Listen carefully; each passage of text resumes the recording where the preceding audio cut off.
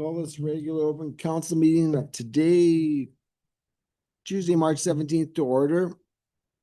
Remind folks that there's a live audio video feed is being broadcast and recorded via Zoom and is available on the Town of Golden Web YouTube page.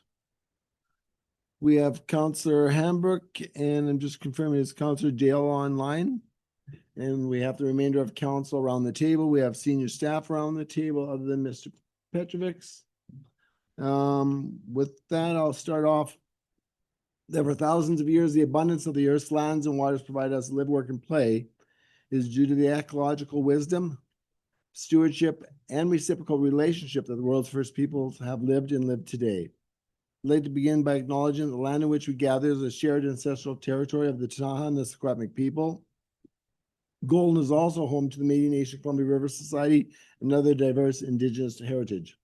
We're grateful to have the opportunity to live, work, and play in this territory. Ms. Bill, I see we have one late item. We technically have two late items. So the first late item is the item from yourself and Councillor Guillot. And so to add that to the agenda under new business, we'll just need a simple majority. And then the second item is to defer item 11A as discussed just prior to the meeting, but we can deal with that one after the late item is considered. Formally, we don't need to defer the item. We do. We do. So this is a motion to defer and to add the notice of motion to new business. But we'll deal with them separately. Okay. Yeah. So let's deal with the notice of motion to new business. Looking for a mover of that. Councillor Guillot, second by Councillor Manuel. Any discussion, council? All those in favor? Opposed? Carried unanimously. And the second one is for the deferral of item number 11. The bylaw related to 11A, which is the Golden Recreation Facilities fees. Motion for deferral to the April 7th meeting, 2026. Motion by Councillor Routley, second by Councillor Cooper. Discussion. Seeing here none. All those in favor? Opposed? Carried unanimously. Thank you for that. So we have the adoption of the meeting agenda as amended. I'm looking for a mover. Councillor Routley, seconded by Councillor Manuel. All those in favor? Opposed? Carried unanimously. And council, we have the minutes of the regular open council meeting that was held March 3rd for approval. Looking for a mover of those, or move those minutes. Councillor Guillot, seconded by Councillor Routley. Council, any errors or omissions in those minutes? Councillor Routley, didn't find anything? Good. All those in favor of the adoption of the minutes, opposed? Carried unanimously. And council, is there any business arising from those minutes that we're not going to be dealing with today in today's agenda? Great, we'll move on to delegations and presentations. And I understand the first delegation that was on the agenda has been revamped and it's coming at a later time. So we move on to delegation from the Canadian Army Cadets, Captain Devin McCarthy. Welcome. And happy St. Patrick's Day.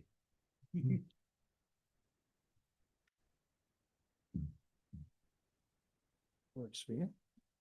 Your Honor, councillors, guests, my name is Captain McCarthy. I'm the Deputy Commanding Officer of the Army Cadet Corps here in Golden. And I would like to do a presentation on a proposal to do a crosswalk painting of one of the crosswalks here by the cenotaph. All right. Yeah, that's on.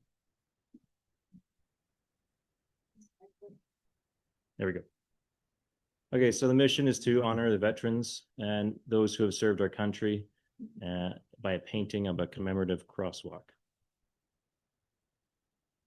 The objective of this is to obtain support and permission from the town of Golden for Legion Branch number 122 and 3066 Royal Canadian Army Cadet Corps to paint 1 to 2 of the crossings by the cenotaph.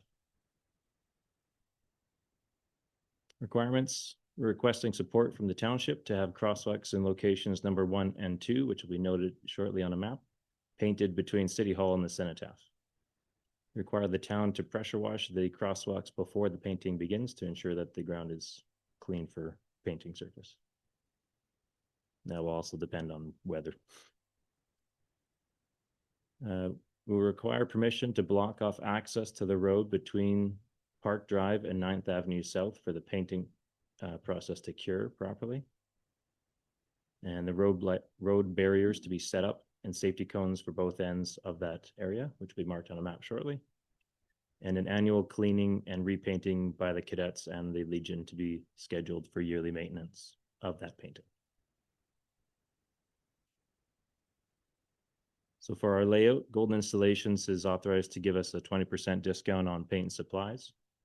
The Legion in town here, number 122, and the Army Cadet Corps will cover the rest of the remaining of that cost. It's approximately around $500 per crossing based on a discussion that we had with the French school in town for the crossing that they painted. And then any other contributions that anyone wishes to donate as well to the cause will be appreciated to help towards continuous repainting. There are signage options that have been produced nationally at other locations that have done similar, where there'd be like a metal sign that would be posted up, which we'll go over those as well. And those can be drafted and considered for install around the paintings as well. So here's a map. We've got, of course, this won't do it on the screen. But anyway, everyone can see crossing number 1 where it's located there and crossing number 2. There was a discussion after this was sent out that crossing number 1, because of on an angle, can cause the ground to wear out a lot faster with the paint. So then if that's something that we want to go around, then we can always do a number 2 as the main option instead, because there's more of a straightway for the road for the tires, so there'll be less wear on the paint itself. So if that's if anyone's in agreement, we could always switch to number 2 being the main one, and then if we wanted to do an extension onto number 1. But X would be where we would need red roadblocks set up for the barriers and such, and then the highlighted strips are the actual crossings, right? So we've got a few options that have been approved by the Legion National Office from headquarters. So this is more the common one that most townships and such go with, just less complexity as well. So as we see, you have the image of the soldier standing on guard there with "Lest We Forget," and it'd be on both sides. And then this is option number 2, which some other locations have done as well. Same thing on both ends of crossings. So a wording on there in honor of those who have served and sacrificed, and there's a maple leaf. The original draft that we had poppies, but there was a draft from a notification from head office that you cannot have poppies on the ground to be trampled on. So that's where they changed them to maple leaves. So we cannot have poppies on the ground. Crosswalk number 3 is this one, which is a lot more involved, as you see, so a little more costly as well. And there would be a lot more time frame to dry, repaint on top of the layers. So this is probably not the most viable option, though it's a very beautiful option. Okay, different signage, as I was talking about. And once these are drafted and pinned up, they obviously don't need to be replaced for a very long time. But we can decide what we would want to put on them. We could do just 1 or 2. We don't have to have them on both sides. It really depends on what the town would look at authorizing or wanting as well. Another one, just a little larger. This is another example of another town that has done one.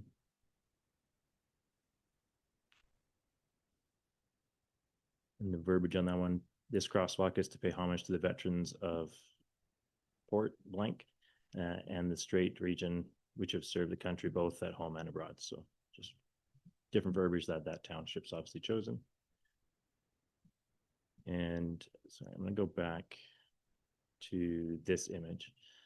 There was another image that they took that lower section of the maple leaf with the ribbon behind it and then the wording, and they made that into a sign as well.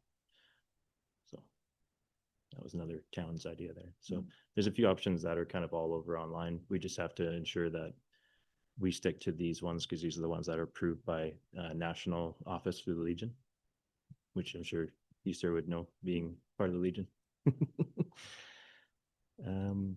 Yeah, and so with the support of the community leaders and our volunteers, we can show support to everyone that served for our country, our fallen heroes, and surviving veterans. And we can inspire others to take part in their own community and volunteer. And that is my presentation. Thank you for having me. Any questions? Thank you for keeping that well within the 15 minutes time for presentations. Greatly appreciate. Council, any questions? Council Cooper? I just actually wanted to ask about upgrade or upkeep. I remember we've had a couple of crosswalks that haven't done as well surviving over time. So wondering if we've had any changes. I guess it's Ms. Crawford. What changes have we made to the crosswalks to have them last longer? If we've done anything, if we've made some research on what's worked for them.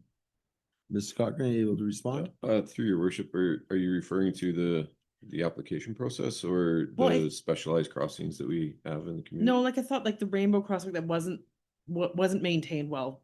It wasn't being maintained, but then I thought we figured out there was a coating or something to put on them to make them last longer. Or have we figured anything out to make them last longer? Mr. Cochran? There's some high wearing paint that I'm aware of that can be used as opposed to just typical lane painting material. There's also thermoplastic application that could be employed, which would last quite a while, but it's subject to chipping and scratching by snowplows, for example. As you can see around town, we've got some thermoplastic application done. Does that answer the question? Yeah, because Well- I'd like things to last as long as possible. And I guess I just wanted to, we had a conversation before about Veterans Way, if we were doing about potentially could we be moving the sign from Veterans Way from where the Legion was before to also putting it here to, if we're going to have crosswalks, to actually designate that little land Veterans Way, that would be. Sounds like another conversation, but Mr. Cochran, any comments? No? Your worship, with respect to the sign moving, Yeah. happy to do it if council would like to direct that. I guess And- we'd ask the Legion if and that if the would be Legion something of wants to go that way. interest. So Yeah, that would have to go to Ed Kuhn for Yeah. consideration and approval as well with the town. So I certainly appreciate in the presentation, speaking about the commitment by the Legion and the cadets to be able to maintain and upkeep it. And that's massive because as Councillor Cooper has stated, in fact, that they take a bit of a kicking by virtue of weather, roads, traffic. Yeah, so Yeah. appreciate that. Councillor Manuel? I like the project. Thank you.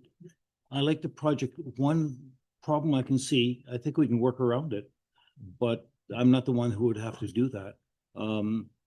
We walk this road for, sounds like a reasonable length of time. Mm. And this road over here is one way going the other, so people can't enter it from there, they can't enter it from here, and there's housing in there, etc. Yeah.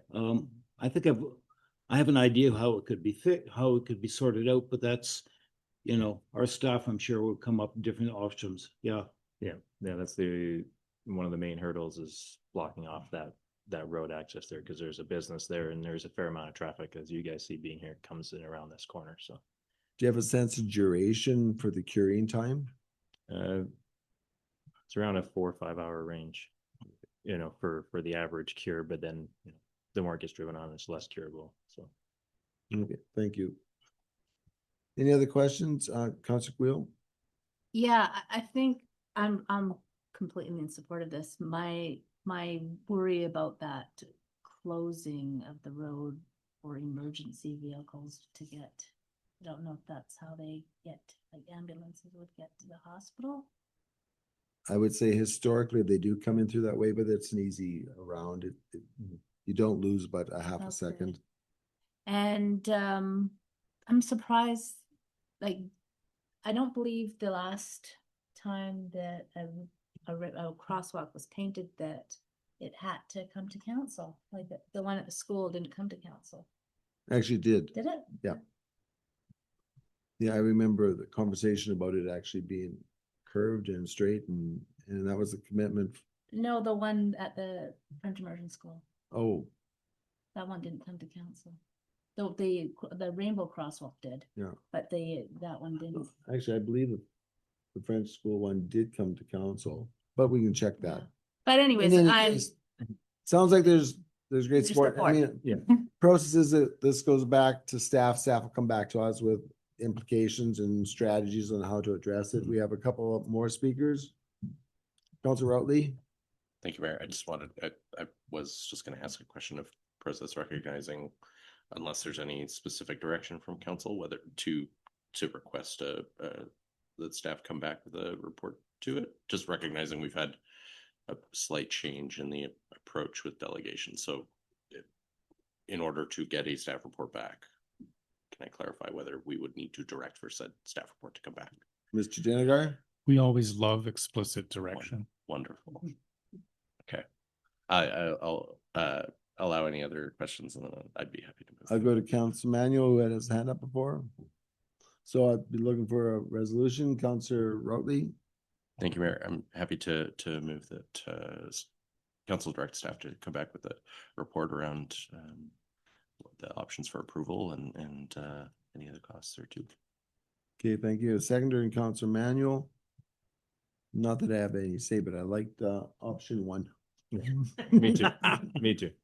I forgot to note in here, so we have one of the teachers at the high school who's a veteran as well, and he's going to be cutting us out the forms and stuff. So we've got that covered as well, and then it's just easy to lay them down, paint them. Excellent.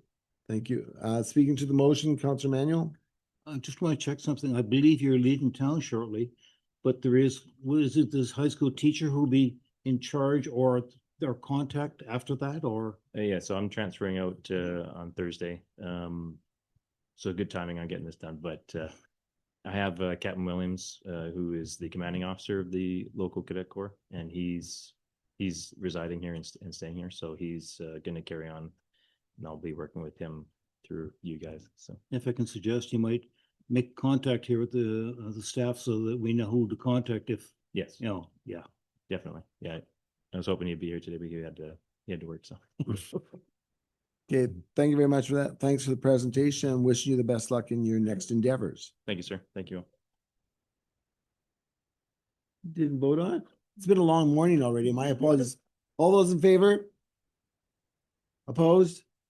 Carried unanimously, and there could be a trend for the rest of the meeting, so watch out. We're moving on to six, with the next item under six, which is the official community plan presentation. Mr. Armstrong? Thank you, Mayor Ozust. In the virtual gallery, we have Ron Ingram from EcoPlan International, and he'll share his screen and provide an update on what we heard. Welcome, John. Thank you, Your Worship and Council. Just pulling up presentation. So everyone is able to see this. We're able to see it, but we're seeing your lap. Yeah, there, now we got full screen. Great. Well, thank you. It's been a month almost to the day since last presenting to council on February 17th. Happy St. Paddy's Day, everyone. I see it's awash in green from what I can see in council chambers. On the agenda, it's just a quick project overview and update. We know what we've been doing over the past month. A quick look at some of the community engagement that we're up there doing when we were up during that week, and some of the next steps coming up. So just a little reminder, we're both updating the official community plan and the zoning bylaw. Zoning bylaw will come after the update of the official community plan. We're moving into spring quickly here and into summer, and as a reminder, on a fairly tight timeline as we move forward in developing the OCP. You'll have seen this before, but we are looking, moving towards council first and second reading on the 19th. And in advance of that, we are planning on a second round of engagement happening the week of April the 20th.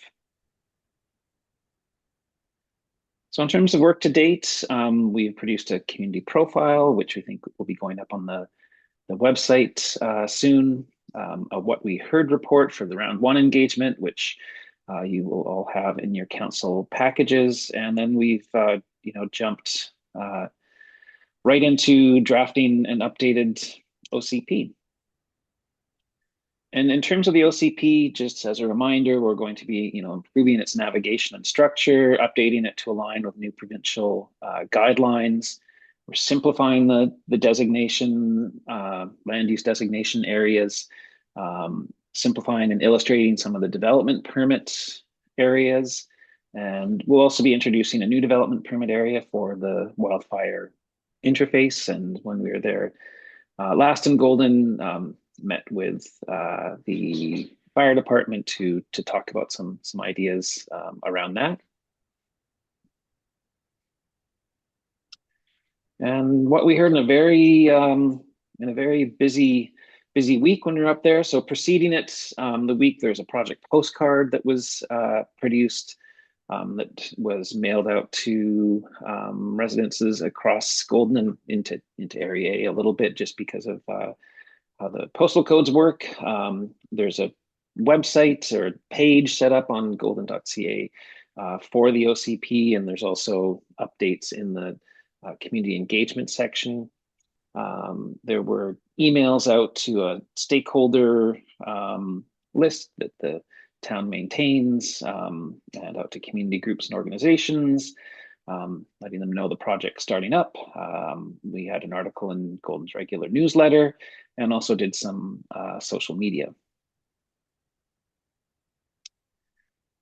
And then we got into town on Family Day, February 16th, and essentially got out of the car and headed into the Civic Center to begin the first activity. There's about 8 activities and events basically over a compressed 4 days that we were there. We had a couple of community conversations. I know some of you had participated in that we held in council chambers. And that was some of the stakeholders and community groups. There's an open house at the senior center. We had a high school session. We had something called Idea Share, which is our kind of in-house ideation platform was set up, and we had actually really amazing response with that. We, as the picture shows, we also collaborated a little bit with Emberfest that was ongoing, and they were having a community futures event, a community visioning event that we attended on the 16th. There's a housing workshop that was hosted by Golden Community Resources Society that we attended. There's also a design workshop for Spirit Square. But all told, over that week, and then looking at Idea Share as well, we had about 300 participants over all the events. So not only was it a busy time, but pretty good turnout and traction and engagement. So we were really engaging on a couple of aspects on the vision, and this is a picture of the Emberfest visioning event, and also some of the existing OCP's community goals. What matters to Goldenites, and those are kind of the 2 areas that we were really engaging on. So most participants, and this is from all of the work that we'd done, found the vision from the 2008 OCP to be okay, but there's room for improvement and to better highlight resilience, community health, and well-being, and that key aspects of community well-being should really, affordable housing, or that range of, to meet a range of needs, and across the community, better transportation, mobility options, and a lot of talk about, active, safe, and vibrant downtown. And at this point, it's important to point out that what across all the events and Idea Share, we heard really common shared themes came out. these are the engagement, goals and issues, kind of the top ones that, rose to the top. Housing and affordability. So, again, supporting that mix of affordable rental and ownership housing options. Downtown revitalization. Heard a lot about, some derelict and underutilized buildings, and helping to, revitalize some of those areas. Bringing in housing into the downtown area to help activate and address other housing needs, better wayfinding, transportation, and is pretty broad. So looking at both road safety, trails, transit, crosswalks, just from the last presentation that came up, were mentioned a few times. So, traffic calming, protected multi-use pathways, a lot of interest in, potential transit options. Resilience in terms of resilience to, there's been an uptick in, just a couple of years ago, with wildfire in the area. So, wildfire, flood preparedness, climate action. We heard a lot over all of the meetings about food security as well. And the local economy. So, both business retention and attraction, to help foster that diverse range of businesses, particularly downtown. Staff housing was an issue that came up. And there's a lot of interconnection between these goal areas as well, and the ones that, there's some others underneath here. And we also asked people about, kind of spaces and places. So things that people wanted to see change, or, was it an issue to be addressed, but also what were the places that people really didn't want to see change. And, again, some similar ideas coming out, around downtown, highway corridor, also in the southeast, the valuing it for, the existing, trails, green spaces, recreation areas.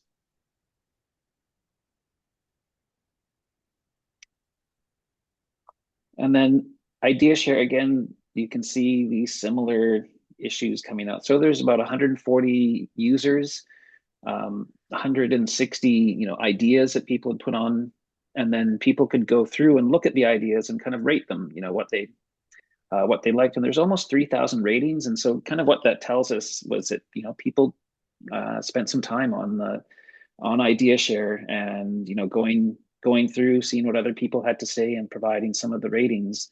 And this is actually one of the highest number of ratings that we've had in the time that, we've been using this idea share platform.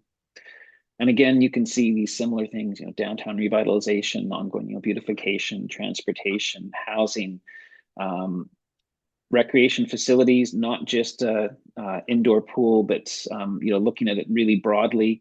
Some other potential facilities, but also one of the things that came out a lot was river access.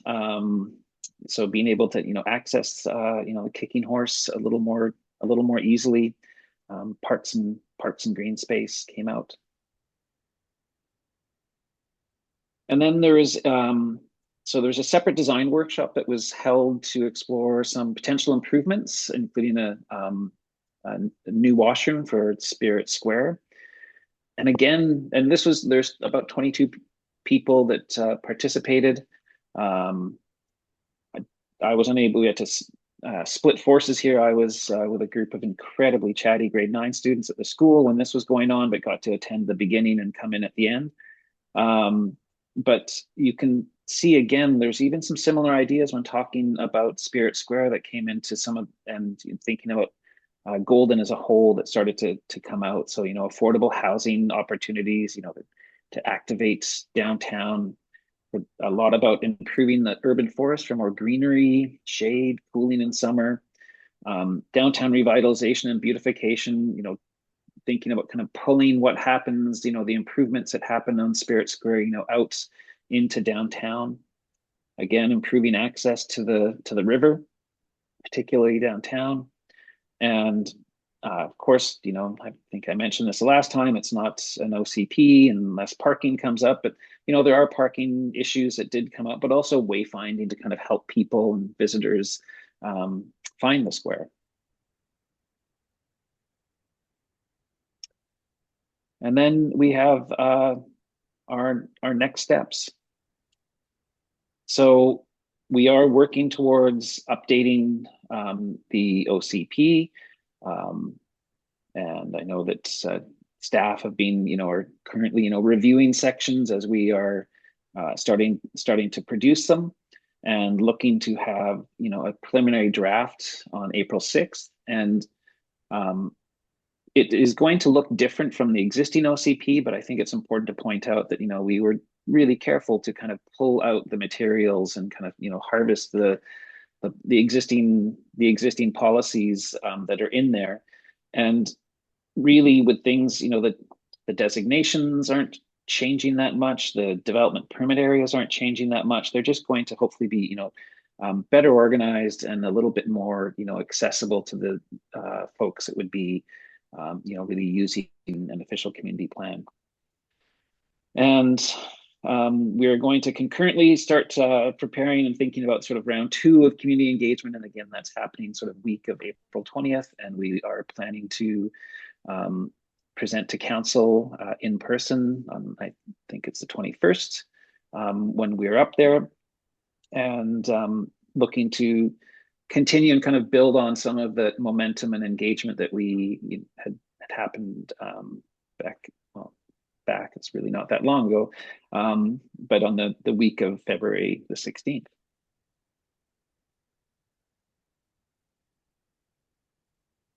And that, in trying to keep under the 15 minutes, is the update. There is a lot that is going on kind of, behind the scenes as we are working through all of these different components, from developing the What We Heard report, from, a pretty quick turnaround time from that. But, we are spending, there's a lot of time and a lot of hands-on work going on developing the draft OCP. With that, I'm going to stop share, and I see if there's any questions or. Thank you very much, Our John. I comments. appreciate. Mr. Armstrong, anything to add or supplement? No, just to thank John and Matthew and the team for all their work on this project as we're working away on it. Okay, thank you. Council, any comments or questions for John? Council Guil?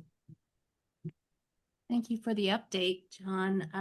I do have a couple of questions. I noticed that, like, I got to attend one of the sessions, so I don't know what the other ones were like, but from going through the report, it seems that we're down to like 2 visions for the community by what you're reporting, is like one that wants to see growth and one that doesn't really want to see growth.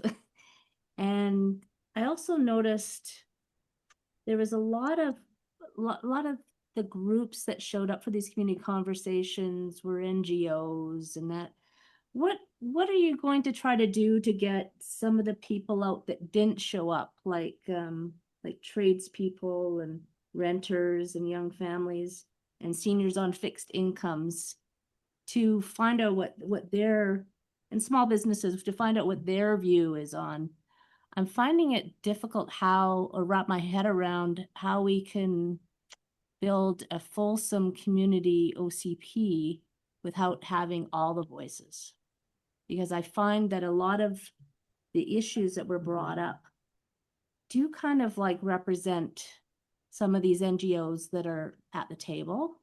And that's not a bad thing, but I think we're missing a sector of people. John, are you able to provide some comments? Okay. Through your worship, thank you, Councillor Guil. I'm not sure that there are two. Well, we didn't. those are two great questions. I'm not sure that we noticed two kind of competing visions, with no growth or growth. From our review, I think it's really kind of how growth happens, and didn't notice too much comments about the speed or pace of growth or the desire not to have any.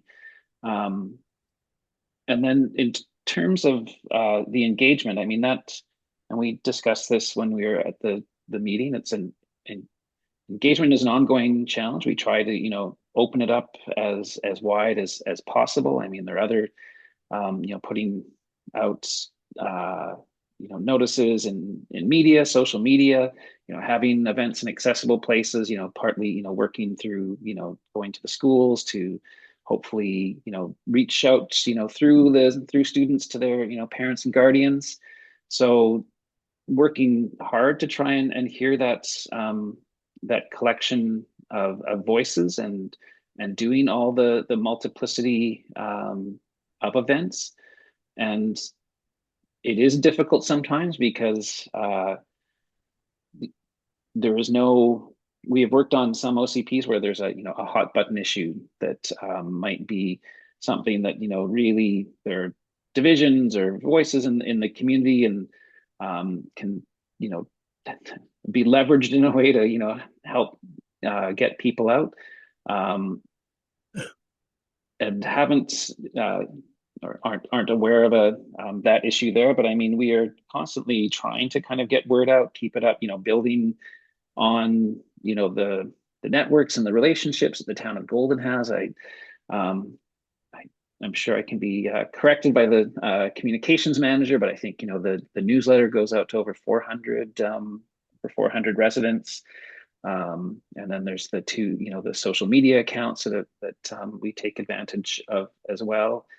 And then that's also a reason to kind of go to where people are at. That was some of the thinking, with the Emberfest, but then coming up as we move into spring and summer, farmers market or other community events, and kind of going out to those events to try and help spread the word. And I think that's also where the thinking behind the postcard as well, and distributing it to every resident and business in Golden.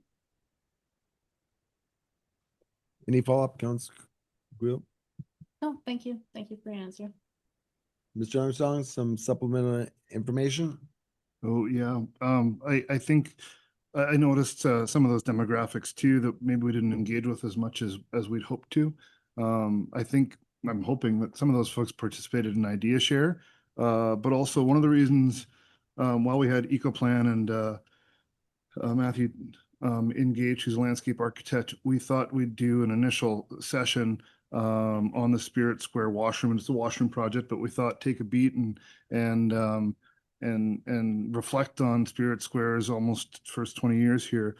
And then when EcoPlan comes back in April, one of our ideas is to kind of report back on that session, which had business folks at it, a lot of the adjacent property owners and business operators, and use that to appeal to the downtown business sector to come to a session. And we have a few other methods to try and reach out those demographics. Thank you for mentioning that.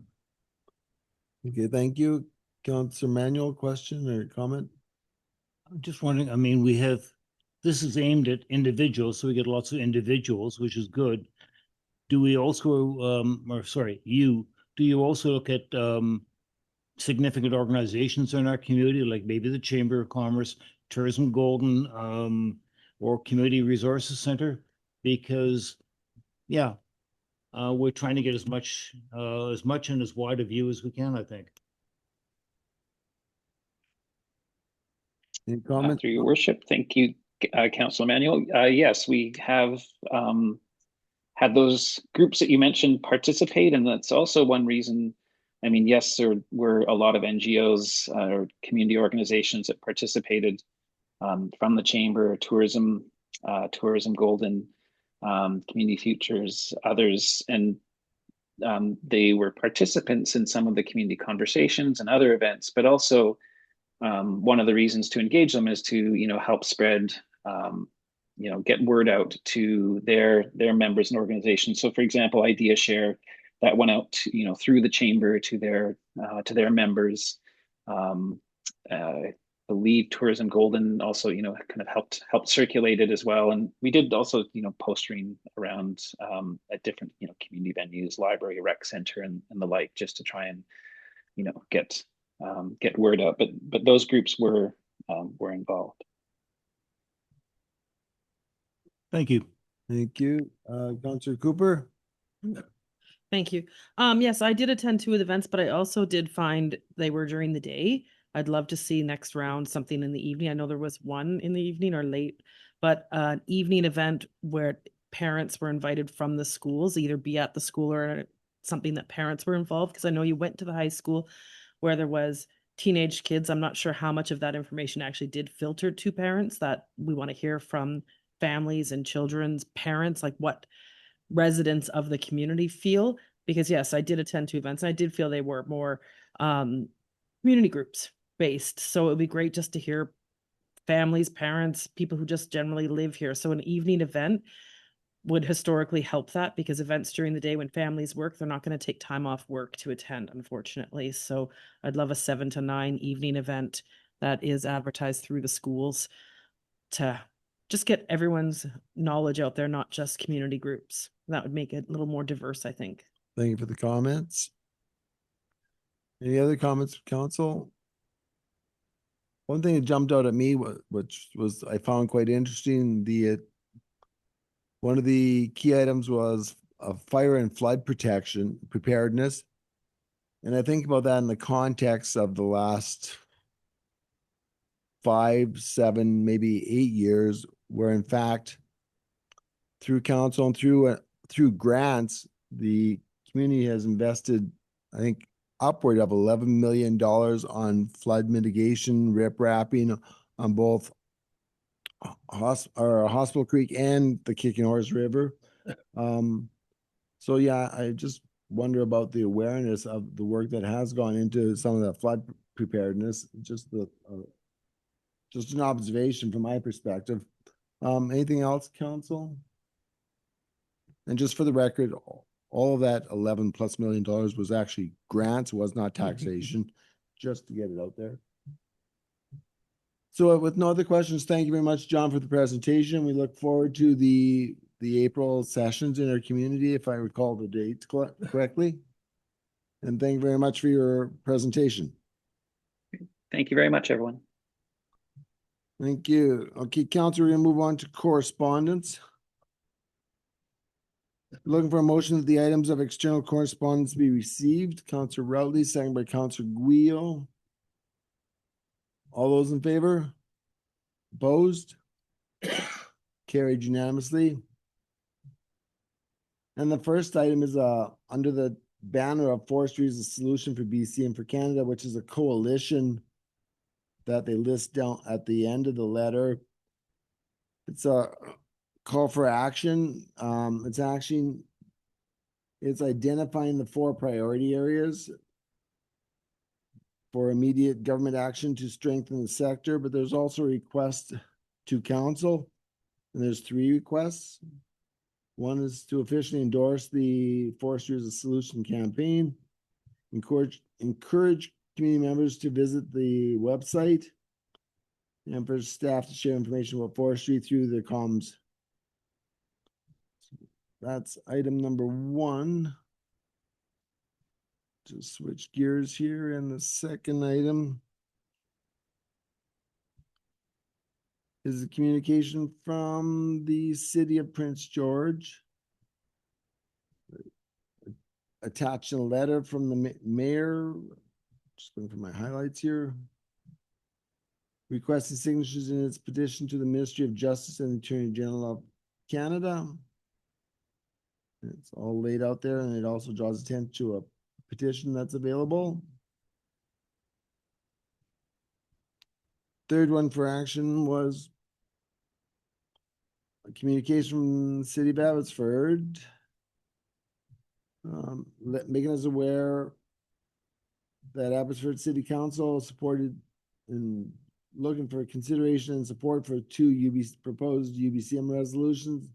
And they're doing this in advance of the UBCM convention. One is the engagement of pipeline valuation changes, and second is the exempting local governments from expanded provincial sales tax requirements.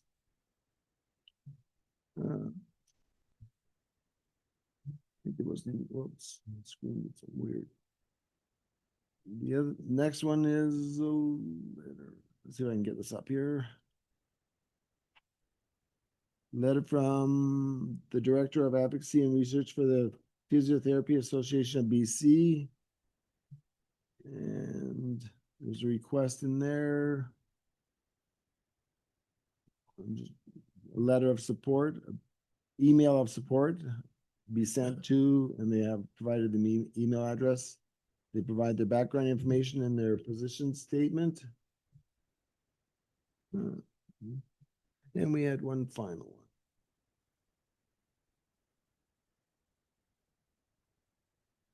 one. And we have a communication on behalf of the Golden Pride Society with an invitation for the unveiling of the Pride Bench on June 1st at 2 p.m.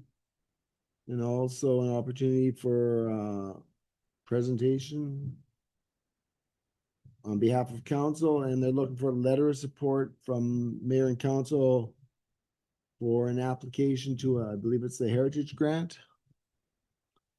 Okay, those are the items of correspondence that are looking for actions. Is there any item that council would like to bring forward? Council Manuel? The correspondence from the physiotherapist looking for support for additional abilities for physiotherapists. I thought it was, I can't say I'm an expert on the situation, but it seemed to be well supported. And it also seems to be enhancing already medical group to do more, which hopefully should make it a more effective system, effective and efficient. So I like that, and I'd be prepared to put a motion forward. And I'm assuming the motion is that we provide a brief email of support. Yes. Okay, I've got a mover of that. Looking for a seconder. Councilor Guido seconding that. Council, any further discussion on that email of support? Seeing, hearing none. All those in favor? Opposed? Carried unanimously. And council, is there any other items that council would like to bring forward from the external correspondence?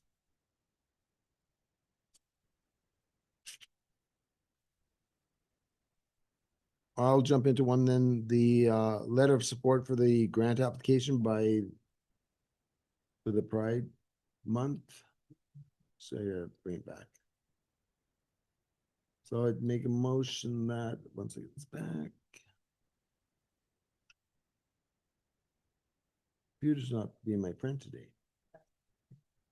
That we send a letter of support from mayor and council for the application to the Heritage Grant for their application for a Heritage Grant for the Golden Pride Society. I'd make that as a motion. Looking for a seconder. Councilor Manuel seconding that. Council, any discussions? Councilor Cooper? It's also asking him to attend the celebration day on June 13th, as well as the Pride Bench opening on June 1st, if we mark our calendars, if anybody can attend as well. Yeah, no resolution necessary. No resolution, yeah, just making a point that those are two request dates. Okay, so speaking to the motion, any other comments? Seeing here none, all those in favor? Opposed? Carried unanimously. And council, is there anything else you'd like to bring forward from the external correspondence? So then we'll move on. We have two informational items under correspondence. One is from Todd Keith, drawing our attention to, or asking the question, can we bring Golden in line with the rest of the province with regards to time zone? And the other one is, no, that was the only one. My apologies. So with that, we will move on to internal correspondence. I'm looking for a motion that the items of internal correspondence be received. Counselor Guio, seconded by Counselor Manuel. All those in favor?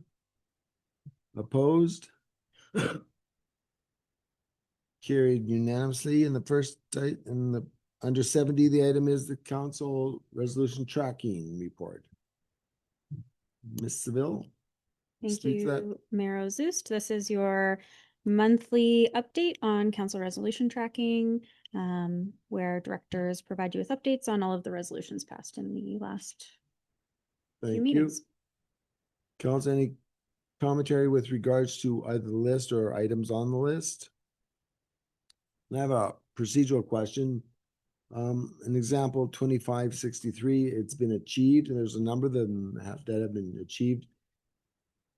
Do we create a separate list of those that have been achieved? At some point in time, they go off the list and onto a separate list that we could review if we want to, but we see what's current? Yes. Yes. So once they are marked achieved by the directors, I then move them into an archive. And so I do have a list of all of the archived and completed resolutions. I could pull a separate report, perhaps at the end of each year or something, if council was interested in seeing something like that.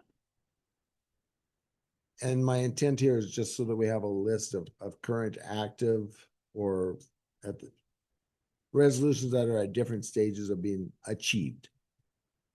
That's what's presented Yeah. in front of you. Yeah. But I did note in this particular report, there was probably half a dozen that actually had acquired a status of achieved.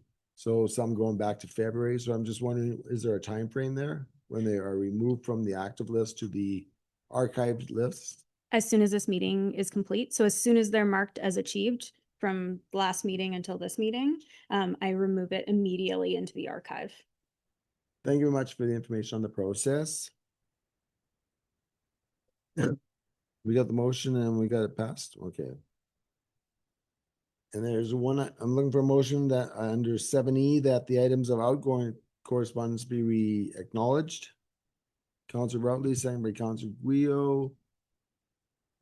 And there's one letter there to Minister Osborne with regards to the BC Farmers Market nutrition coupon program. Just as for awareness. All those in favor? I almost forgot that one. Opposed? Carried unanimously. We move on to reports from council. Any council reports you'd like to speak to? Activities with your councilor hat on? Briefly. Come on, do I have to start off? Go ahead, Councilor Wheel. I attended the Golden Co-op Radio AGM. It was very well attended, and they're trying to get raise funds to get their antenna. That looks like they're going to get their licensing for FM. It's all good news. Claire Dibble leaving the board, who's done a tremendous amount of work. But I'm sure she'll still be a wealth of information for everybody. It was a good meeting. Yeah. Thank you. Any questions of Councilor Wheel with regards to that event? Not any other council reports? Okay, I'll come through a few one. I took the opportunity to sit on the Ready Grant presentation evening. It was I can't remember how many groups, 14 groups, 20 groups, presenting their projects for their Columbia Basin Trust resident directed dollars. Understand the adjudicating committee met a week later and they're going through the process of informing folks. I also attended the Resort Community Collaborative, which is the mayor's meeting of resort municipalities. And the focus of that meeting was to talk about strategies to be able to present to the minister. Historically, they've talked about trying to get more flexibility for the resort initiative dollars. The MRDT, and it's shifting gears a little bit to the point where they're saying, well, by virtue of the impacts of visitors on infrastructure, that the strategy is now moving towards trying to pursue other revenues to be able to address some of those impacts on infrastructure. Examples is the community of 4,000 or 5,000 people on the August long weekend might have 25,000 people in town. So the pressures on water, sewer, and other services is immense. So that's moving forward. And the opportunity to attend the beginning and the end of the co-op radio AGM. It's always nice to come at the very end, and especially when there was libations there, it was good conversations. Speaking of AGMs, I attended the Wildside AGM. It's a good crowd of people there. Some good information and update on what the group has been doing this last year. And I was actually on the ice with a red carpet under my feet so I wouldn't fall on my butt. And I did the puck drop along with Director Cathcart for the U18 provincial championships that are being held in our community right now. So that's a great event. There was a lot of folks there. There's 6 teams. And the stands were pretty full. That's for darn sure. There's lots of people in town for hockey. So that's great to see.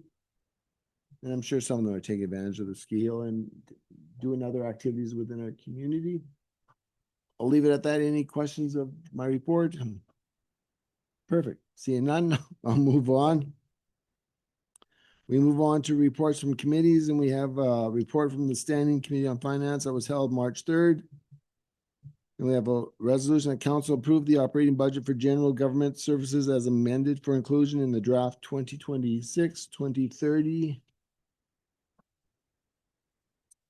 I'm sure it says, but a 5-year financial plan by law. Looking for a mover of that, Councillor Routley. Seconder and Councillor Guile. Any comments, discussion, council? If not, all those in favor? Opposed? Carried unanimously. We're moving on to staffs from reports from staff. And we will start off with the Officer Administration Chief. However you say it, I'll respond. Thank you. Yeah, thanks. So Ms. Seville and I attended remotely the RMI Communities meeting at the BC Tourism Industry Conference. Considering going there in person, but considering the weather, I'm glad we didn't. We just did it virtually. But it was sort of a first big kickoff to have resort communities be present where DMOs are and the Ministry of Tourism are at. So really hoping to attend that next year if we have the right timing of a mild spring. But what we were able to and be involved in through that virtual workshop was, I think, incredibly valuable for us to hear the municipal side and the DMO side where actually had a lot more commonalities than either side expected. So a good first step in building those relationships.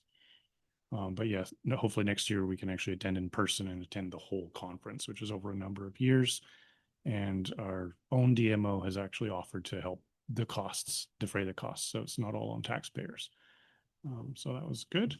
Finance, you saw what they've been up to this morning. So I'll just leave it at that. Planning and development. Interviews are occurring for both the building official position and the development engineering technician. So hopefully soon, Mr. Armstrong will have more than just himself and a couple others running the department, all on their lonesomes. But despite being down a few staff, they have been busy working away on the OCP, on the Sevens project, Ridge North American projects, Dogtooth subdivision, 1122. Make sure you go there before they close down. The Weber hangar at the airport, and BC Women Housing Project, and the works. So yeah, busy despite being down a few staff. Hopefully we fill those positions soon. Protective Services and Fire Department, 2 members have just returned from training in Kamloops as the task force leaders for the upcoming wildfire season. So ever more prepared. Fire inspections are actively being carried out by the prevention officer, Cameron Yee, And a report to council on the program will be presented in April. Some big positive changes there. As well, the fire department has recruited a lieutenant from Calgary, the Calgary Fire Department. That's Mike Berlsky, who is actually a Golden local and adds another fully trained and experienced firefighter to our ranks with background and operational experience, which will definitely add to the team.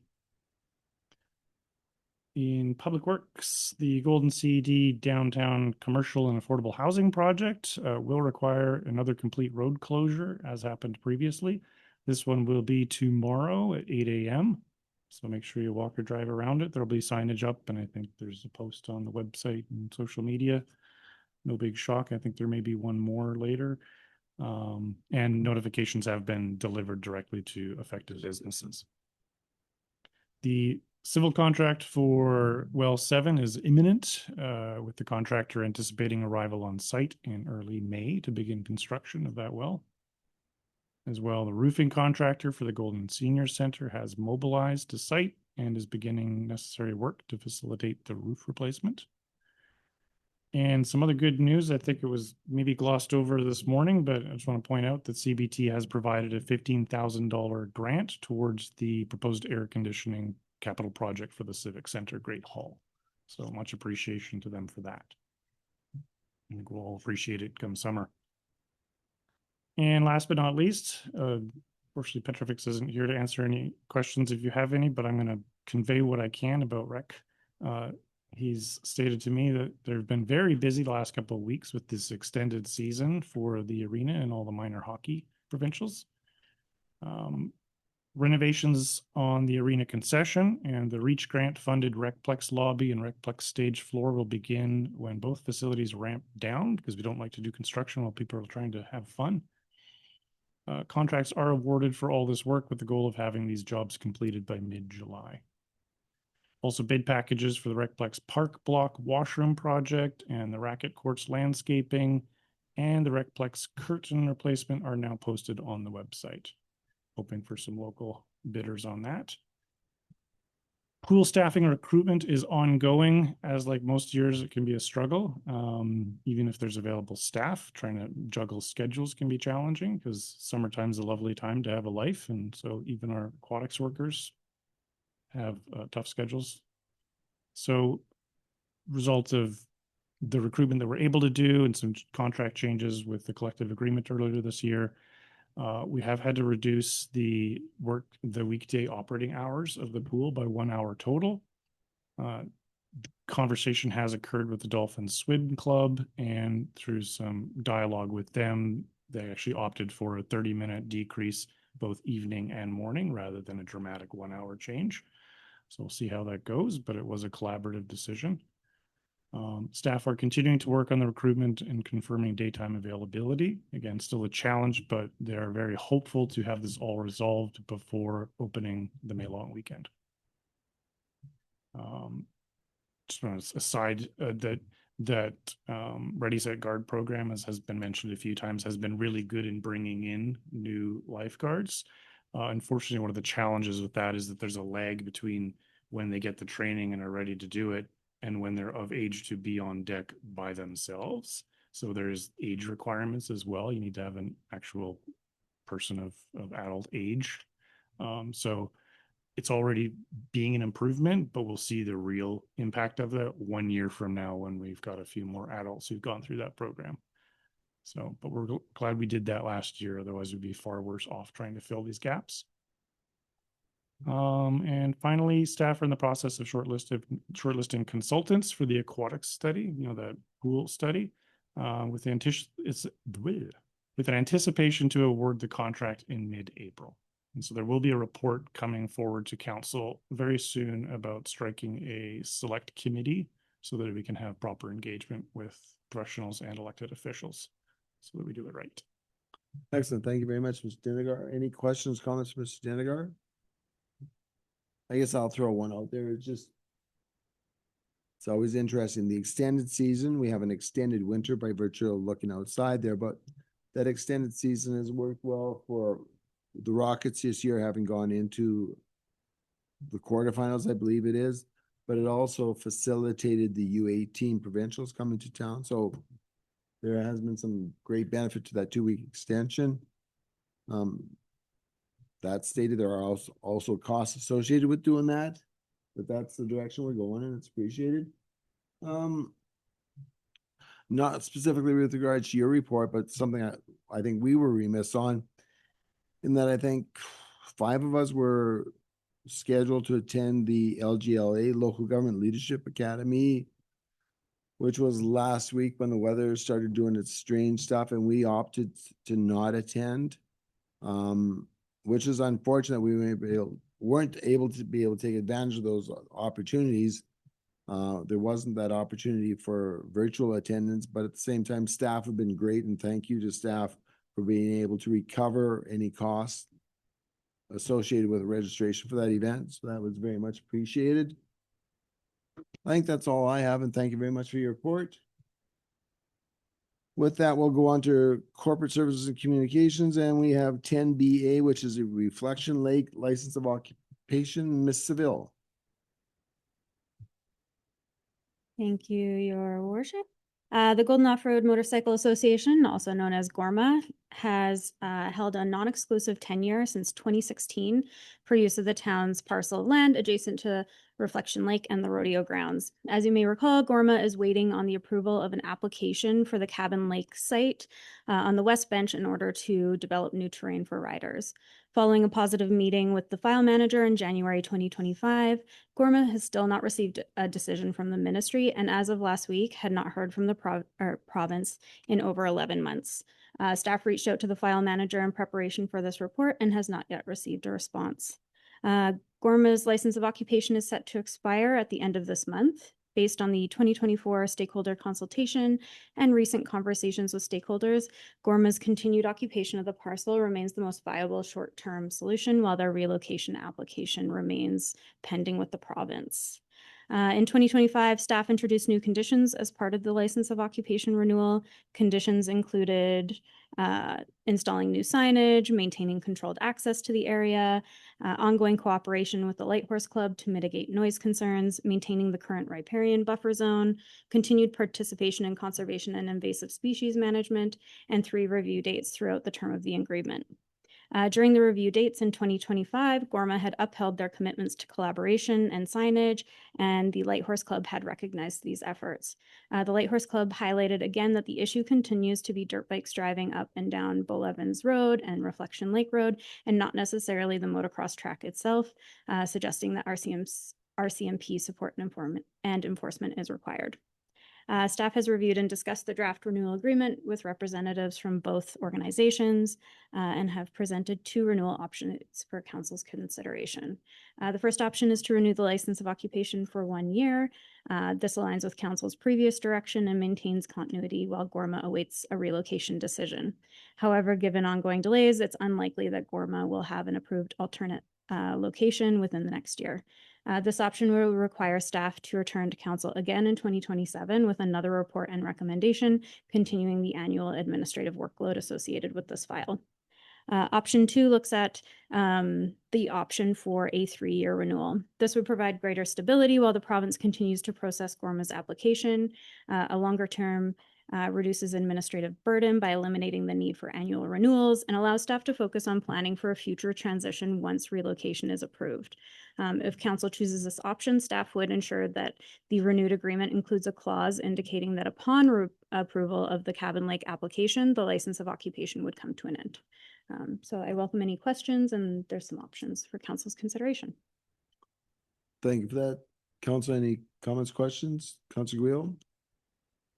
I was just gonna move option 2. I think it's a file that you have to engage with a lot of people. It would be nice to have some stability with this.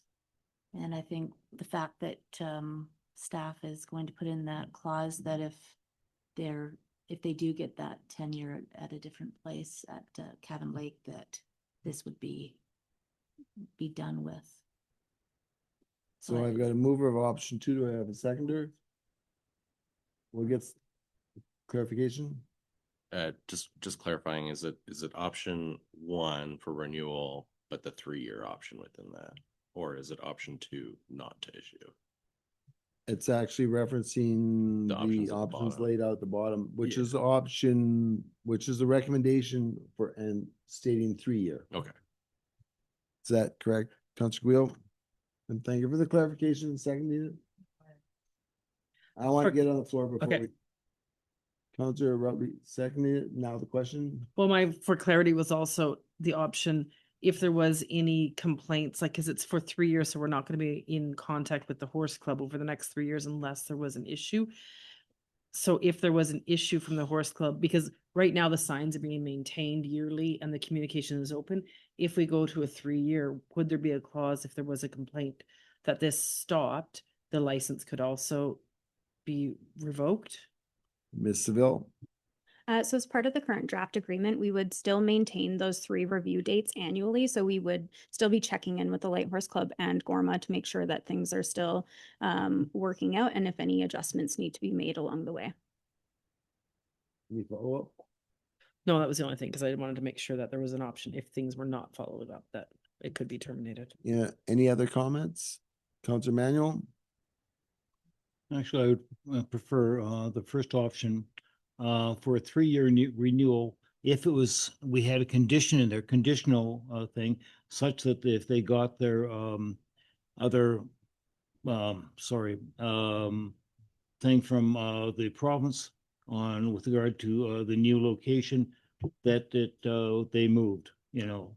As Ms. Seville stated, that as actually in there, and it would end, it would terminate, or is it a notice, like, is it a 90-day notice or is it immediate termination?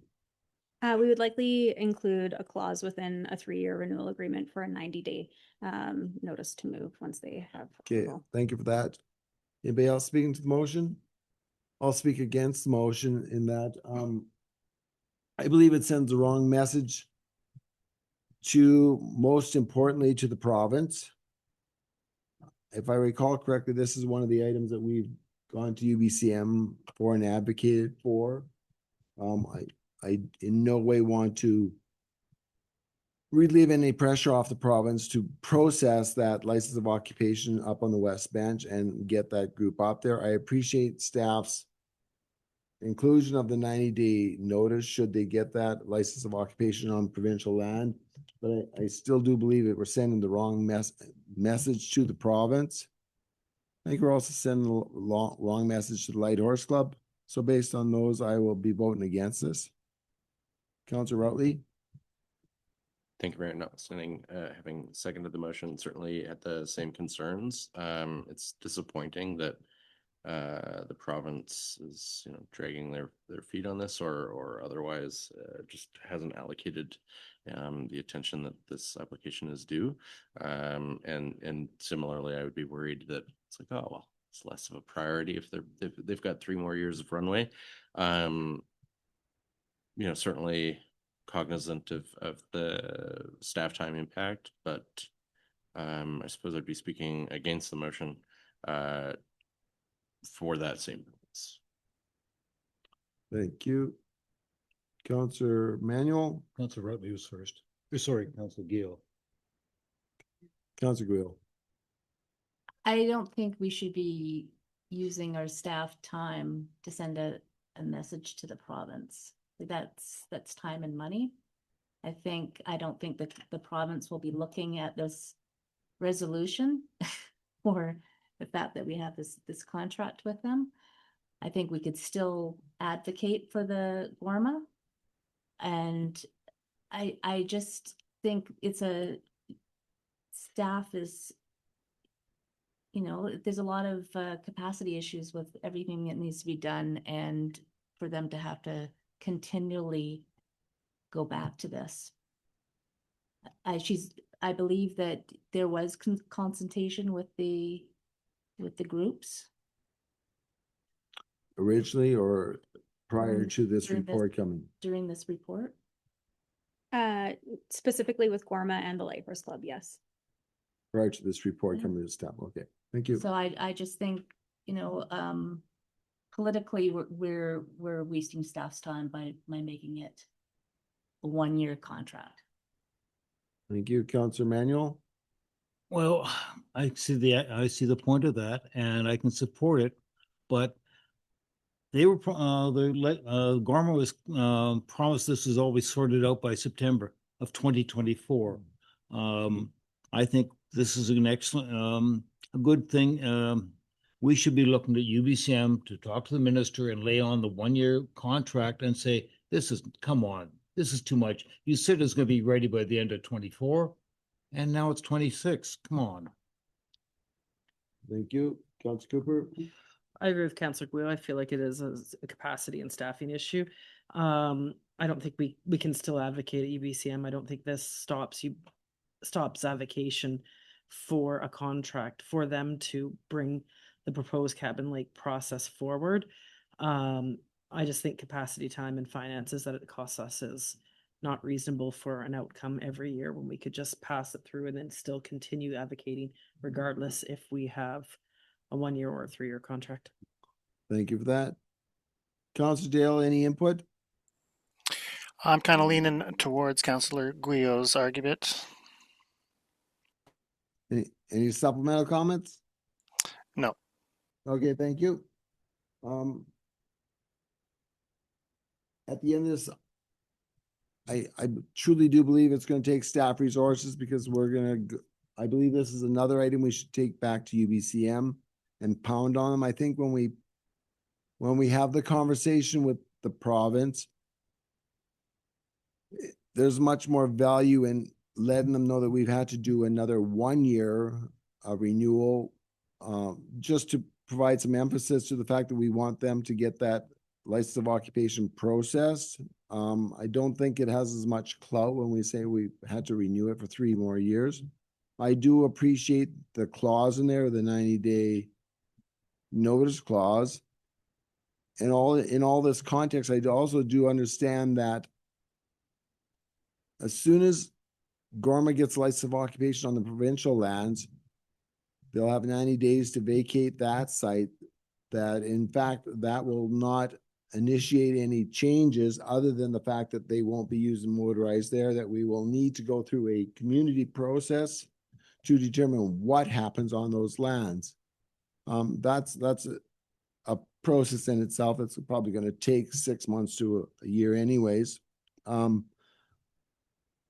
So the dynamics of the 1 or the 3 year are lost to me, as far as I think it's more powerful to be able to make the statement to the province and try and put some fire under their feet to be able to get this thing moved forward for that group. Okay, with that, any other questions, any comments? What is the resolution we have now? That council directs staff to reissue a 3-year license of occupation with conditions to the Golden Off-Road Motorcycle Association. The lands, and it's up there. And it's 3-year. Yeah. Councilor Guio? I think one point, if you really want to make a statement to the province, do not renew it. That was my first option. But I just think this is it's a lot of staff's time. So we either don't renew it, but I think renewing it for 3 is best. Okay, thank you. Any other speakers? Councilor Utley? As far as staff time goes, I think the trimesterly check-ins with the community groups is probably a larger segment of that staff time, and that's going to go on regardless of 1 or 3 years, and then otherwise it's a rote, just changing the dates. I would look to staff to double check to see if there's any other outstanding staff time there, but ultimately I think that it just relieves the province of too much of their obligation to actually process applications on time, to be granting this 3-year runway for this specific application with Cabin Lake. Any response from staff? Ms. Dendergaard, Ms. Seville? I can speak to a bit of the time. So in terms of like the 3 check-ins throughout the year, it's really just like a quick email or a quick phone call just to check in, see how things are going. Really minimal impact there. The time really comes in terms of when we're preparing the staff report and making sure that we're reaching out to people, understanding what the current state is with their provincial applications, and then preparing a staff report and preparing another renewed agreement. So that's kind of where the staff time comes into play annually as part of that renewal process. Thank you for that. Mr. Tindergray, anything to add? No Oh, pressure. Yeah, all I'd add is that in terms of the political advocacy when having conversations at the provincial level, you don't have to say the number of years. You can just sigh and talk about how you have to yet again renew this license of occupation because the province isn't moving on it. And just leave the time span out, because really, if they pressured, they would know that that decision does rest with council and that you have that choice to do 1 year or 5 year or whatever. So just make the point about having to continually keep renewing because they're not doing their part. Thank you for that. Any other comments? Seeing here none, all those in favor of the motion? Opposed? I'll vote opposed. Be noted as such. Thank you. And thank you for the report, and thank you for the inclusion of the 90-day clause. Well, let's move on to Public Works. Missed my opportunity here. Anybody want to buy a computer today? We have a staff report from Mr. Cochran with regards to wastewater asset management plan. Mr. Cochran, sir. Yes, thank you, Your Worship. The recommendation before council today is to adopt in principle the 2026 water system asset management plan. Back in September 2024, we received a local government infrastructure planning grant in support of this work. This report was a required deliverable on our conditions of permit for our drinking water system with Interior Health. So we've satisfied that that condition on the conditions of permit, and the report is also intended to fill a gap in existing asset management information. It builds on information contained in the recently adopted 2025 Integrated Water Strategy report, as well as the older 2018 Infrastructure Replacement Priority Plan. It provides asset condition information, timing recommendations for priority renewals, and Class D cost estimates for those renewals. And it's intended to support water system long-term capital planning, long-term financial planning, and enhance the municipality's decision-making processes around water system renewals. It includes a high-level assessment of all existing infrastructure in the water system. Just quickly, the methodology used to identify priority renewals and develop cost estimates began with evaluations of the condition, capacity, reliability, and resiliency of the various components in the water system. And then it went on to prioritization ratings for those different assets, resulting in long, medium, and short-term recommended timings for actions. So in the report, you'll find tables that outline the priority ratings and the recommended actions associated with those timings. The Class D estimates that were prepared within the report are typical Class D in $25. They include 35% contingency allowance and 15% engineering allowances.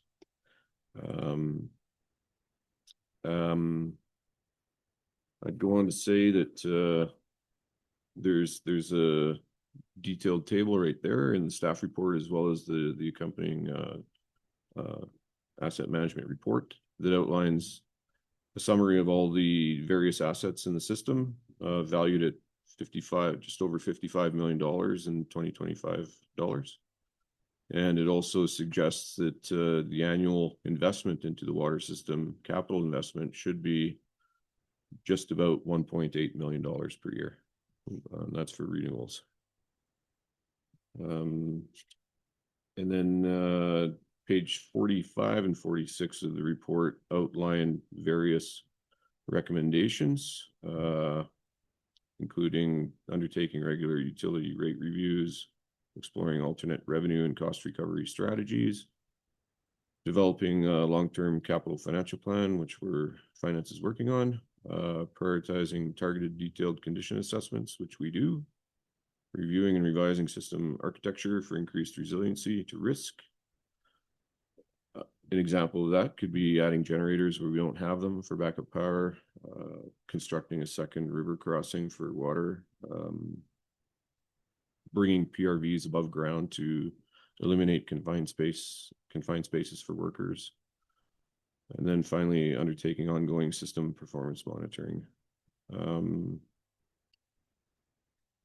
I'll just wrap it up by saying that with emerging developer interest, there's existing opportunities for system asset renewals and improvements, which may come to fruition, and others which may be realized over time. I welcome any questions. Thank you, Mr. Cochran. And council, this is for acceptance in adoption in principle. Any questions of clarification prior to getting the motion on the floor? Councilor Cooper? Yeah, I just wanted to ask about the two failing numbers of the northeast booster station and the southeast booster station combined. Do we currently have those as budgeted items to be replaced? Or are these just an awareness piece, and do we have the funds? Are they going to be replaced within the 1 to 2 years? Mr. Cochran? Yeah, thank you. Through your worship, the simple answer is no, we do not have them in the 5-year financial plan. The recommendations coming out of the report are to undertake, if nothing else should occur, undertake detailed condition assessments of those facilities and verify their remaining life. Council is aware that we're talking to one development group with respect to renewing the Southeast Booster Station presently, and another development group for replacement of the Northeast Booster Station. So to my statement in the staff report, is some of these things may work themselves out. And if they don't, we'll certainly be undertaking the recommended detailed condition assessments and planning for renewals over the long term. Any follow-up, Councilor Cooper? Okay, so then the follow-up would be the condition assessment report has not been completed, but it would be on the agenda in the next year statement or the next. I was trying to figure out when, so if there is no condition assessment report right now, but it would be budgeted item for that to take place. Ms. Cochran? Yeah, through your worship, according to the short-term prioritization rating, condition inspection would be recommended within 1 to 2 years. So we'd be working towards that. Thank you. Thank you. Councilor Manuel, prior to getting a resolution on the floor? Yes. Just brief question. I was wondering, how old is our water system? Do we have, how old are the older elements that we're still dealing with? Ms. Cochran? Yeah, through your worship, great question. The distribution system ranges in age from dating back to the early 60s to present day. The Southeast Booster Station, which is a subject of other discussion, is, I think it's circa 1972, 1974. Northeast Booster Station, or middle 80s, early to middle 80s, 1980s. And the reservoirs vary in age from 60s to the 70s to the most recent one, early 2000s. Thank you. Yeah. Councilor Guio? Thank you for the report. I'm just wondering if there was anything that stood out that you would think that would require a second eyes on in this report, with perhaps sending to a different engineering firm to take a look at? Mr. Cochran? Through your worship, I don't think so, based on the fact that the author of the report also did the integrated water strategy report and the 2018 infrastructure priority replacement plan. Sounds like a pretty solid background. Yeah. Yeah. Look for a motion. Counselor Routley moving the recommendation. Yes, thank you. Moving for seconder, Counselor Guio. Any further discussion on the motion? All those in favor? Opposed? Carried unanimously. Thank you very much, Mr. Cochran. Thank you. And now I'll turn into the Mr. Cochran show. The next one item is, as soon as I get to it. We have 12th Street lift station pumps and Fifth Avenue South Sewer Main. We have a report from Mr. Cochran. Yeah, thank you, Your Worship. This report is intended to bring together information on a few different projects. The recommendation before council is to authorize staff under the 2026 to 2030 draft capital financial plan to proceed with detailed design of the 12th Street lift station pumps and pipes, and direct staff to revise current funding for well 7 within the draft capital financial plan to use the Growing Communities Fund grant in its entirety. Just under background in the report, the 12th Street lift station pumps and pipes, it's in the current 5-year financial plan, the draft plan, for design to commence in 2026 with construction to start in 2027 and be completed in 2028. Project budget $2.575 million. The Fifth Avenue South Sewer Main replacement project is itemized or discussed in this report because it ties into the recommendation for well 7, and it also provides some updated information for council regarding the ultimate scope of project. So council is aware that we were unsuccessful with the Canada Housing Infrastructure Fund grant for $4 million. At 50% funding, we were intending to use the Growing Communities Fund at $2.35 million to support that. As we're unsuccessful with that, we're proposing to shift the use of the Growing Communities Fund over to well 7. Initially, well 7 capital reserve funds and unallocated existing water utility surplus funds were identified for funding sources. So this will offset a lot of that necessary expenditure. With the Fifth Avenue South Sewer Project, for council's information, from the time that we submitted the application to basically the time that we were notified that we were unsuccessful, we were undergoing a review of the existing sewer model, ground truthing things out in the community, and discovered that the initial scope that was applied for with the Fifth Avenue project was it was overestimated, totaling approximately 600 meters of pipe replacement. With ground truthing out in the community, we're able to reduce that to 320 meters of pipe replacement. All other things being about the same. In addition to that, the trigger for the necessary improvements based on growth won't occur within the 10-year period. So we've got some time. So that project is proposed to commence in 2028 with planning now and be completed by 2030. With the 12th Street lift station, that project is on the books. Council's aware that we've instituted a connection fee within the sewer bylaw for this project to recover costs associated with it.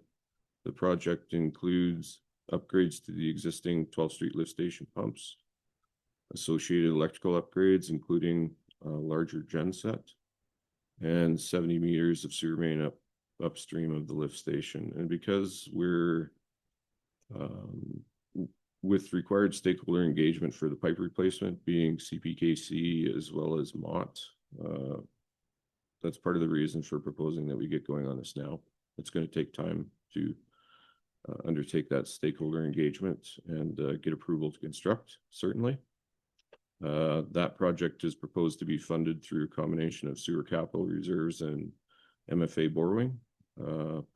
to support that. And as I mentioned, it's being fronted by the municipality to support community growth. So we'll recover those costs under the connection fee by bylaw. I think I'd stop there and welcome any questions. Thank you, Mr. Cochran. Council, any questions or clarification prior to get a resolution on the floor? Council Guillaume? Yeah, my question is regarding the generator.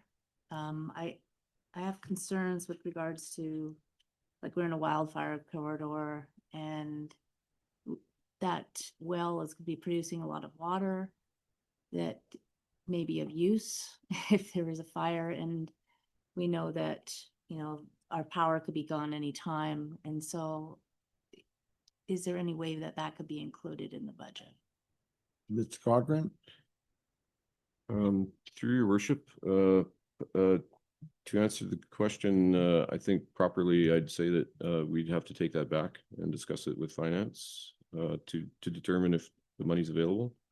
I don't know what the cost of the deferred gen set will be, but certainly it's going to be in the $200,000 range probably.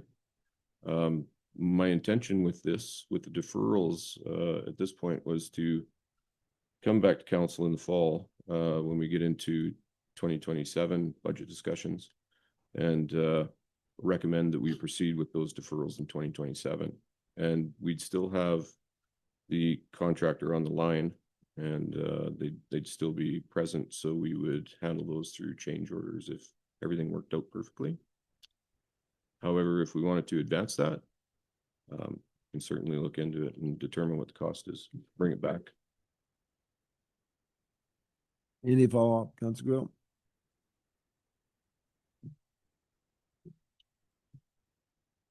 I just think it's really important. So my takeaway is that even though it's been deferred at this point in time, there is opportunity to address it and not delay the actual implementation or the connection of it to an operational wellhead. So we could say yes to it now and change the budget, but that doesn't change the time frame anyways. It doesn't speed up the time frame, does it? Your worship, I'd have to confirm that. There's going to be a long lead delivery time on a gen set, probably 16 to 20 weeks at least. Yeah. But if we start talking about it now, we can certainly advance it as much as possible. Thank you for that. Council Cooper? In doing a change order on the file, if that's what we ended up with, is that better, more cost efficient than reposting, or how does that affect the overall cost of the project? Because I've come to believe that change orders do cost us quite a bit. So would it be better to sign off and then start again, or what's the better option as far as costing? Mr. Cochran? Your worship, the very best option would be to include everything right now. The second best option would be to cover it under a change order, I think, because we're gonna realize cost savings through we're already paying for mobilization and demobilization with these folks, so they'll be working on site anyways. If we were going to stop and bring somebody else in, we're going to pay those costs. Okay. And follow up, would there be the capacity, if there was a change order, that they would still be available to continue the work on if possible? Like, has that already been expressed? And like, if we do have to make sure they're available, they're not gonna be like, no, we have to pack up, and then you have to pay the costs anyways to bring someone back? Mr. Cochran? Through your worship, it's looking like the timing of the project is looking like they're going to be here and available regardless, because of we're getting started in May, or they're probably going to be on site in December and possibly into the new year. So they're aware of the plan to bring this back to council and seek additional funds. Thank you for that. So with that, I'd look for somebody to move a motion. Councilor Utley? Thank you, Mayor. Happy to move the recommendation. Thank you. I'm looking for a seconder. Councilor Guillaume? Any other questions of Mr. Cochran? So I actually have a question with regards to the 12th Street lift station pumps and pipes. My takeaway is that $2.5 million project will be funded through sewer capital reserve funds totaling about just over 1 million. The remaining is going to be long-term borrowing of 1.5. Is that a correct takeaway? Your worship, that's correct to my understanding. Thank Yes. you for that. And then I shift over to Ms. Brown and say, okay, that's 1.5 of our borrowing capacity. How much of our borrowing capacity does that consume? That is an excellent question. Right now, this 1.5 is actually sitting as part of the 5 million that council had pre-approved regarding, I always forget if it's 6th Avenue or 6th Streets. Was it 6th Street? Thank you. 6th Street works that happened a few years ago. And so it is currently waiting to be drawn, and there is a timeline of availability for this 1.5 million as a part of that 5 million. So it would not increase our or decrease our borrowing capacity, as it's already sitting on our financial statements as used for borrowing. Okay, thank you for that. And that's what I was kind of looking for. And then the other question I have is, what is our borrowing capacity? Do you have that number? It is growing greater every year As- as our current loans are lowering, but I don't have that and should for one of the upcoming meetings. Thank you. I appreciate that. Councilor Manuel, speaking to the motion. Just a follow-up question, Ms. Brown. If I understand what you said, that we have a certain length of time we can tap that existing loan. Do you remember offhand what it is? How much time we have? I can't recall the specific date, but I believe it's within the next couple years, which is why we've earmarked it for this very important project. Thank you. Mr. Cochran?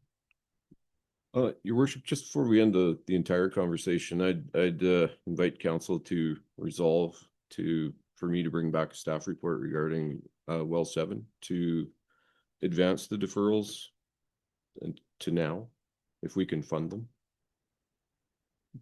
Yeah. Okay, we have a motion on the floor. We'll deal with that motion and then we can come back and circle back. Councilor Guil? Oh, yeah. Okay, procedurally, we've got a motion on the floor. Let's deal with that and the motion on the. No, it's good. The motion on the floor is a recommendation as posted there. Any further discussion on that motion, resolution? Should we be rescinding that then to change? Like, should we not be rescinding or amending this to have the additional information to bring it now with this one? Procedurally, I'll look to Mr. Jennigar, Ms. Seville. What's the cleanest process so we don't mess with staff? I'm gonna say that keeping it separate's not bad because this will stand regardless. Because we know we can do it. And then because the next direction to consider, if you wish to, is that staff have to come back with, is it even possible? So that may or may not be possible. So let's just leave that as an aside. That may or may not move forward, but the project is moving forward as laid out in this report. Okay, thank you for that. All those in favor of the motion? Opposed? Carried unanimously. And Councilor Guil? I'd like to make a motion to have staff bring forward a report that would bring back the generator forward instead of deferring it, if it's possible. Are there any supplemental, Mr. Cochran, can you assist us in? looking into Respectfully, that? your worship, could I ask for the generator and the UV reactor at the same Yeah. time? If you're gonna go for it, go for the gusto. For the delayed items to be brought forward. Generator and the UV, yes. Correct, yeah. Right, looking for a seconder? Okay, Councilor Cooper seconding that. I appreciate Mr. Cochran bringing that up and I appreciate the resolution going forward. We can look at that and have some good information and set a direction from there. And there's the motion there just for everybody's clarity. Thank you, Ms. Seville. Lifesaver. See no further discussion. All those in favor? Opposed? Carried unanimously. Thank you. Thank you. So we're going on to bylaws. And the first item 11A, that has been deferred to April 7th meeting. So now we're moving on to item 11B, which is bylaw 1506, Town of Golden Official Community Plan Amendments, 7 short-term rental, and bylaw 1507, 2025, Town of Golden zoning amendment, 7s are for short-term rental for adoption. Mr. Armstrong? Thank you, Mayor Azust. The purpose of this report is mostly to report back to council on the finite terms of the development agreement that were described in the report. Just to refresh council on some background, on December 16th, a well-attended public hearing occurred with significant correspondence.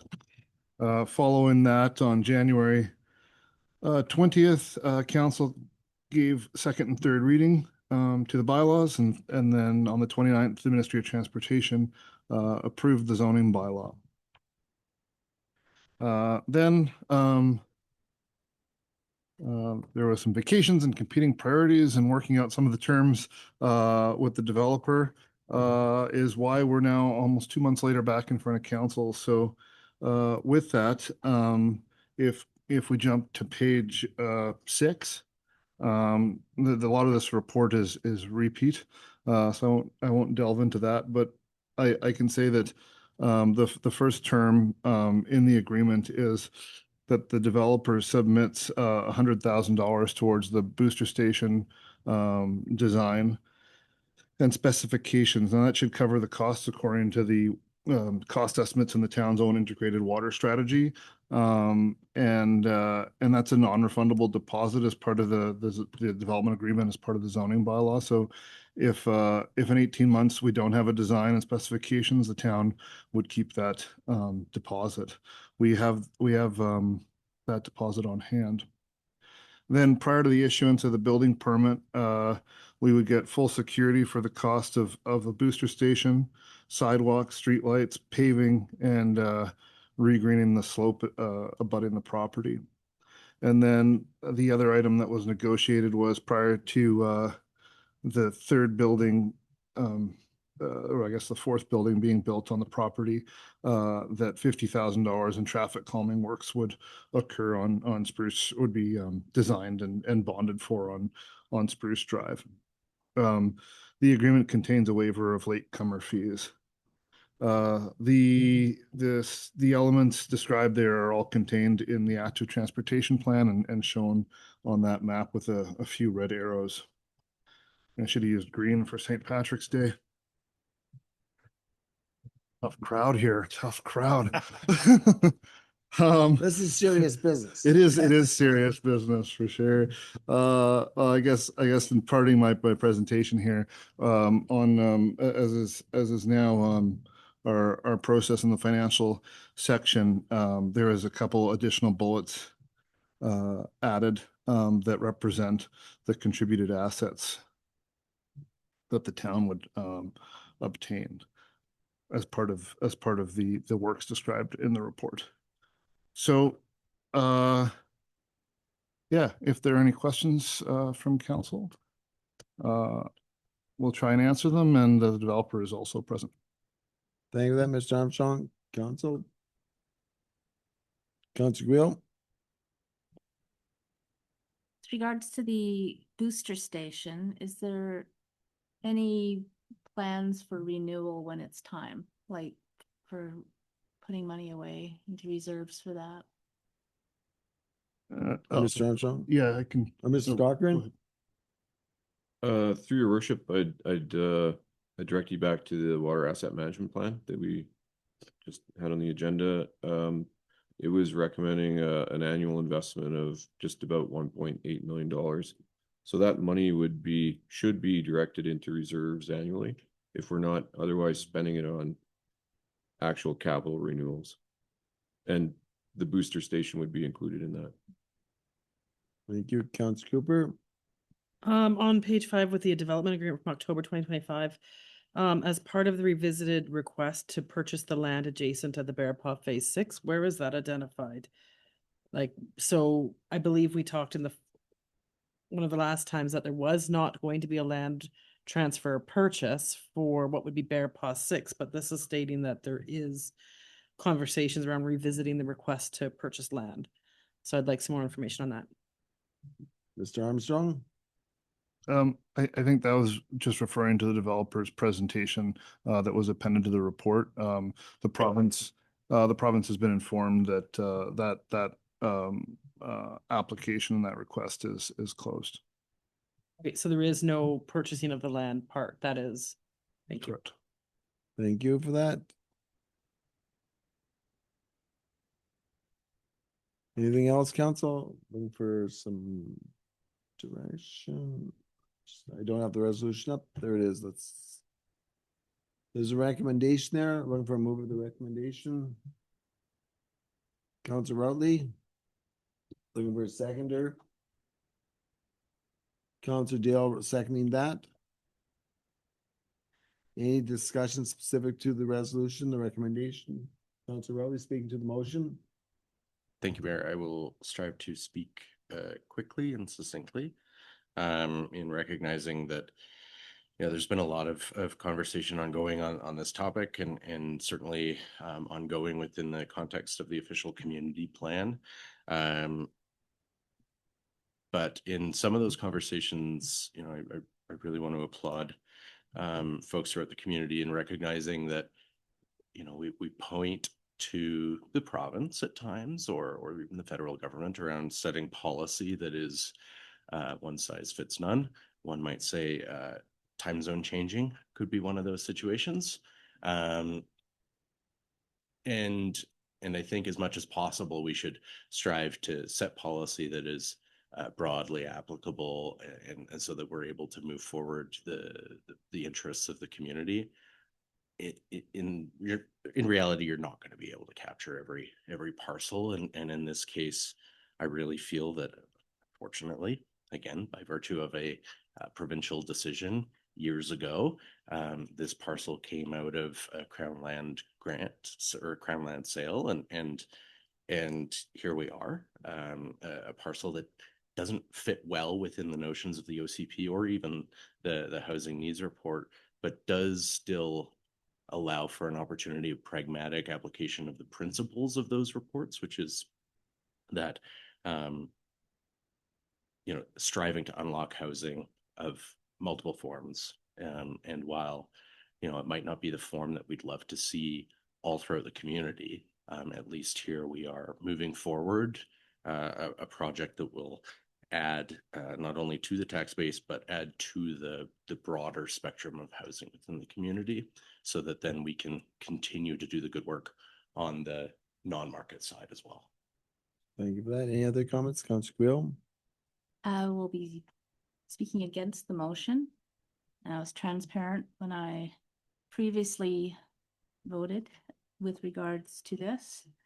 The first is on the principle of the short-term rentals and policy. We talk about policy a lot. We talk about reports, housing needs reports. My opinion hasn't changed from the last vote, so I'll be opposing this motion. Thank you. Any other speakers to the motion? Councilor Cooper? I'll also be voting against the motion just due to the governance fact of what was happening before and the fact that the short-term rentals does not meet the needs of the community in our housing report and does not add to housing stock within our community. Thank you for that. Any other speakers? Seeing here none, all those in favor? Opposed? Councilor Guio and Councilor Cooper voting opposed. Will be noted in the minutes. Motion is carried. Thank you for the report, Mr. Armstrong. Thank you for your work. We move on to item number 12, which is new business, and there's a notice of motion, and I'll read out the notice of motion that council directs staff to provide a report to council outlining the legislation, options, and process for consideration of changing the observance of time in the town of Golden and Columbia Shuswap Regional District Area A. And as you will note, there's multiple background bits of information to inform that. Look to Councilor Guo, would you like to move that? Yes, I'd like to move that. I would second that motion. Get it on the floor. Is there any comments from Councilor Routley? Thank you, Mayor. Certainly the termination of time change in general is a welcome development. I think it's a missed opportunity, I feel, from the province not to engage more fulsomely with residents throughout the East Kootenays as well as Golden and Area A. But I suppose on the flip side of that same coin, it also is affording this region the opportunity to express its own intents, and rather than having Victoria impose a decision on us. So, while it would have been great to all been one decision, I appreciate the opportunity, and so I thank both of you for bringing forward the resolution. Thank you for that, and I'll speak to the intent here. Well, we'll get the report back and then I'll leave it at that. Okay, so anybody else speaking to the motion as it is? I was going to get into the weeds a little bit, but I will refrain from doing that. Councilor Manuel? I'll try and avoid the weeds. Yes, I appreciate staff giving some insight into what makes the most sense for us in the surrounding area, surrounding province. But at the same point, we're always whatever we decide, we'll get lots of feedback on it. So what works best for us, in the context of Southeast BC and BC, and then thank you very much. Yeah, any other speakers to the motion on the floor? Councilor Guillaume? I would like to ask staff if there is a way to perhaps gather information without having to go through a huge process. Like there's been a lot of information out on social media or different avenues right now. For clarification, information on social media might not be the information. Well, I'll look to Mr. Denegard to respond to that. Yeah, much as we do other engagements with the public, say, for example, getting feedback through virtually online for OCP or feedback on the budget book that's going to be coming out, it doesn't always have to be a full-blown ballots at the box sort of feedback. We can use online tools and keep it low key, but it's just like a meaningful attempt at engaging with the public so that we get something back that's more than just the neighbor you talked to over the fence or you bumped into the grocery store, but actually like try to throw that net as broadly as possible with minimal impact on staff or budget. So you can have a solid decision-making process. And that's with the assumption that one of the processes directed by council is for public engagement, because an option could be just to make whatever decision council wants to do. And I'm not advocating for that. I'm just saying exploring all the options will be there and the process will be there. Councilor Cooper? Can I ask staff about what engagement happened with other municipalities throughout the valley? Was there conversations with Radium, Invermere, other communities? What per se, just on a staffing level, what was the outcome? Kind of, was there conversations, and are those proceeding going forward? Mr. Denegard, can you speak to the work that you were doing with the other CAOs, 12 of 17 CAOs from those areas within the mountain time zone? Yes. So amongst CAOs and administrators of some First Nations who might be affected by this, there was a desire quite unanimously amongst the CAOs to present to each of our boards and councils the opportunity to have exactly that discussion that I'm proposing here, is that we come back with the process and some options for public engagement. Unfortunately, that wasn't taken up by the RDEC board. It was a close vote, as you saw, 8-7. And that is a valid way to make a decision if the board decides to do that, which they did. It unfortunately just didn't give the other communities or the First Nations the opportunity to do that engagement, even if it were something low key. So yeah, there was an attempt from staff to present that option, but it was cut off at the knees. by the Thank you. politicians. Yeah, thank you. No follow-up? Okay, Councillor Manuel? It would be inappropriate. It wouldn't be inappropriate. I'd be interested in hearing what the director for Area A has to say on this, because there are close neighbors and this will affect all of us and us together. So Director Cathcart, do you want to speak to the resolution that's on the board?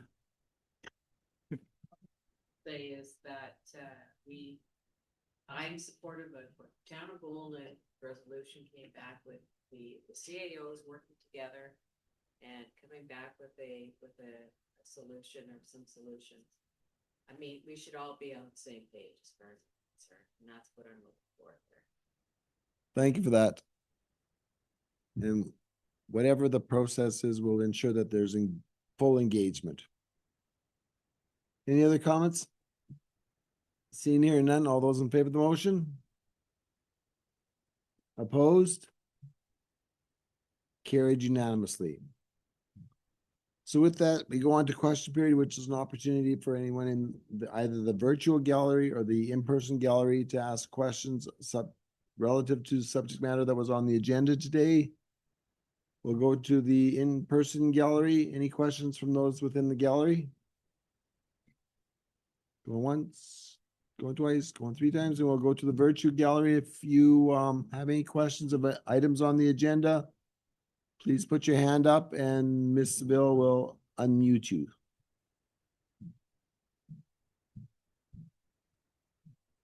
Any questions from the virtual gallery?